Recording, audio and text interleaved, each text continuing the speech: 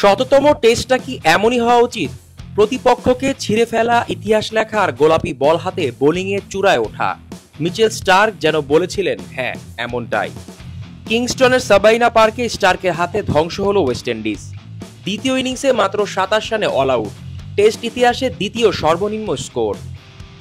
আর এরই মূল্যে সেই বামহাতি দানব 7.3 ওভারে 9 রান দিয়ে 6টা উইকেট। ভাবা যায়?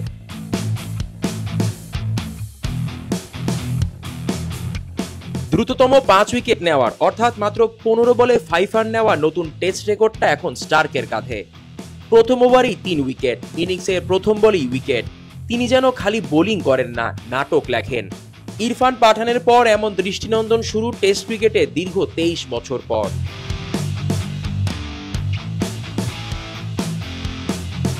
এই পারফরম্যান্সের মহত্বটা তখন বেড়ে যায় যখন আপনি জানেন এটাই স্টার্কের ক্যারিয়ারের 100তম টেস্ট। আর এই ম্যাচই তিনি ছুঁয়ে ফেলেছেন 400 উইকেটের মাইল ফলক।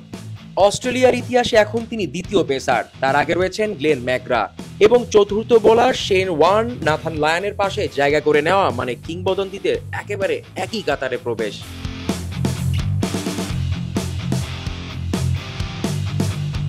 সাবাইনা পার্কে সেই গোলাপি সন্ধ্যায় স্টার্ক ছিলেন একক প্রযোজনার নাম।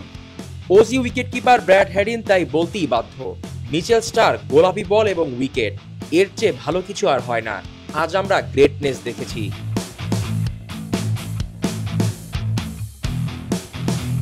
অধিনায়ক প্যাট কামিন্সের চোখে তিনি শুধু ফাস্ট বোলার নন, ব্যানার। ধারাবাহিকভাবে যে কোনো সংস্করণে প্রতিপক্ষের হৃদস্পন্দন বাড়িয়ে দেওয়ার মতো ভয়ঙ্কর এক অস্ত্র, ভয়ঙ্কর এক বোলার।